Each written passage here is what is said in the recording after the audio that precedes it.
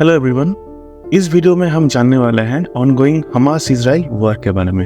आप सबको पता होगा कि हमास ने अचानक से इजराइल के अगेंस्ट वॉर डिक्लेयर कर दिया, बट क्या ये वॉर सच में इजराइल के लिए एक सरप्राइज अटैक है, और is it A consequence of many past events that has happened between Hamas and Israel?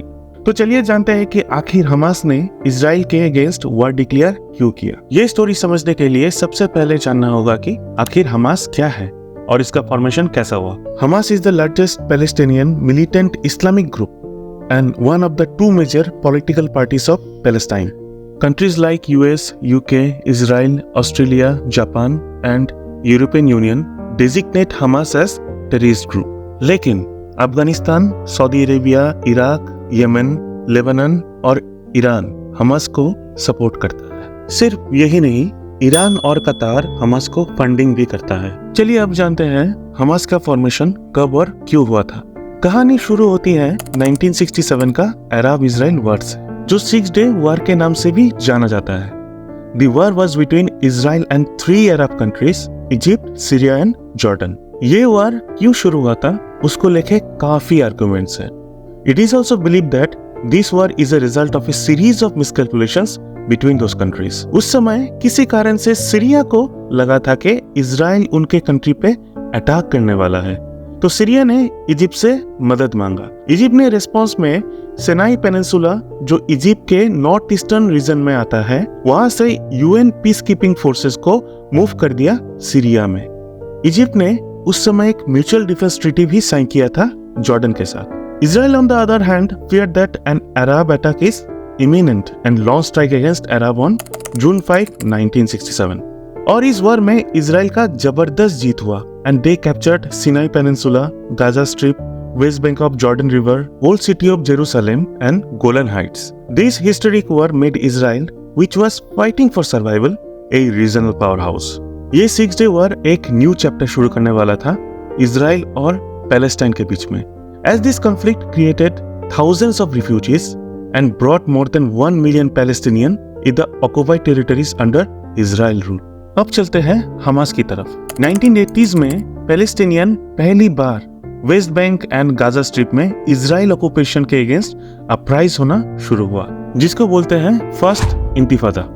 During this time Hamas was founded by Sheikh Ahmed Ismail Hassan Yassin. अब चलिए थोड़ा और पीछे चलते हैं।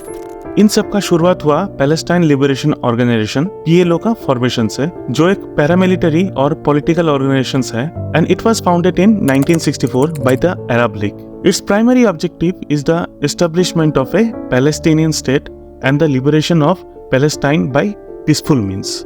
यूनाइटेड नेशंस PLO को ही एक लेजिटिमेट ऑर्गेनाइजेशन मानता था पैलेस्टीनियन लोगों का।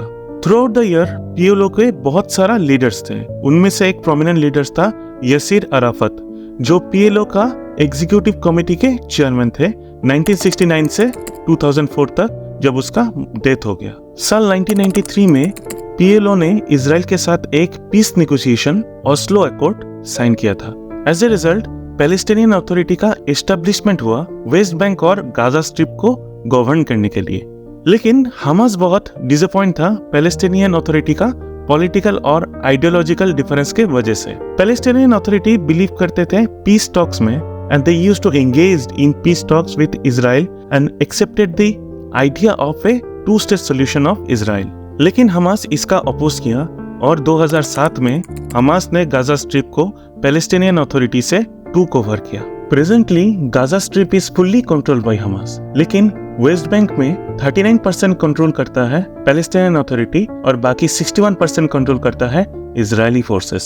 तो चलिए अब जानते हैं कि हमास ने अचानक से वॉर डिक्लेयर क्यों किया। इसका कुछ पॉसिबल रीजंस हम जान लेते हैं। Israel's continuous attack on Palestinian this year. पिछले कुछ सालों में पैलेस्टाइन इजराइल रिलेशन बहुत खराब होने लगा था, क्योंकि इजराइल ऑलमोस्ट डेली बेसिस में वेस्ट बैंक पर मिलिट्री रेड्स करवा रहे थे। यूएन्स ह्यूमैनिटेरियन एजेंसी के मुताबिक इजराइल ने पैलेस्टीनियन के ऊपर एटलीस्ट 700 अटैक्स किया 2023 में, जिसके चलते बहुत सारे पैलेस्टीनियन मारे भी गए हैं। और अप्रैल में इजराइल पुलिस ने जेरूसलम के अल अक्सा मॉस्क कंपाउंड पर भी रेड कर दिया था, जो कि Islam's 3rd holiest place for worship माना जाता है। हमास ने खुद भी क्लेम किया है कि ये अटैक जेरूसलम में इजराइल के द्वारा लिए गए एक्शन का रिवेंज है। Saudi Arabia is in an advance stage of normalization talks with Israel. इस समय इजराइल और सऊदी अरेबिया के बीच रिलेशन अच्छा होता देखा जा रहा है। सऊदी क्राउन प्रिंस मोहम्मद बिन सलमान ने भी रिसेंटली एक इंटरव्यू में इस बात को कंफर्म किया है। हमास इसके कम्प्लीटली अगेंस्ट है। सऊदी अरेबिया, जो कि one of the most influential Arab country है, अगर सऊदी और इजराइल के बीच रिलेशन नॉर्मलाइज हो गया तो West Asian geopolitical dynamics almost reset हो जाएगा और इससे काफी ज्यादा नुकसान होगा हमास को। हो सकता है इसी कारण से हमास ने अभी वॉर डिक्लेयर कर दिया। The reforms made by the President Netanyahu।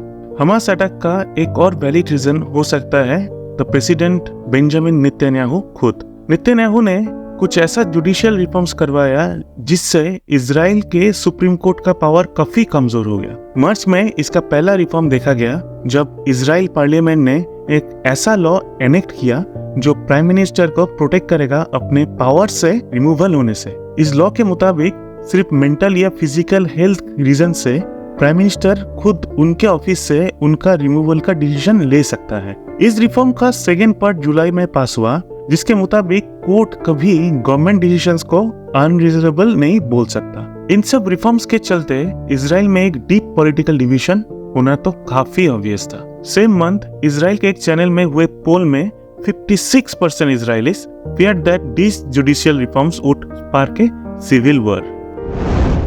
7 अक्टूबर को हमास ने इजराइल पे अटैक तो कर दिया, लेकिन इसका कॉन्सिक्वेंस क्या हुआ?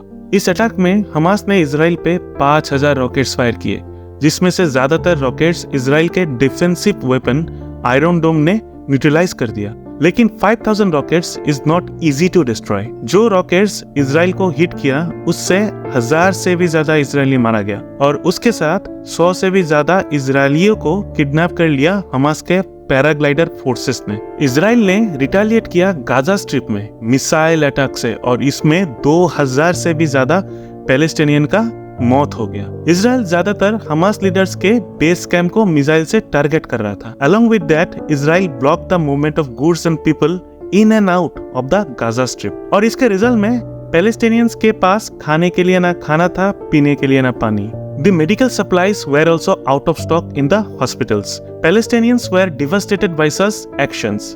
13 अक्टूबर को इजराइल ने पैलेस्टीनियंस को ऑर्डर दिया नॉर्दर्न गाजा इवैक्यूएट करने के लिए, जहां 1.1 मिलियन लोग रहता है, सिर्फ 24 घंटे के अंदर, क्योंकि इजराइल अब ग्राउंड अटैक करने वाला था। Forcible population transfers constitute a crime against humanity and collective punishment is prohibited under international humanitarian law. लेकिन ये तो वार है, किसको क्या फर्क पड़ता है। 16 अक्टूबर शाम को अल अहली अरब हॉस्पिटल में एक मिसाइल अटैक हुआ जिसमें 500 से भी ज्यादा लोगों का मौत हो गया। हमास और इजराइल एक दूसरे को ब्लेम कर रहा है इस अटैक के लिए। अटैक जिसने भी किया है, सबसे ज्यादा डेथ सिविलियन का ही हो रहा है। वार किसी भी कॉन्फ्लिक्ट का सोल्यूशन नहीं हो सकता, क्योंकि इससे किसी कंट्री का इमेज डिस्ट्रक्शन होता है, उसके साथ सिविलियन का भी डेथ होता है, जिसके इस कॉन्फ्लिक्ट से कोई लेना देना ही नहीं है।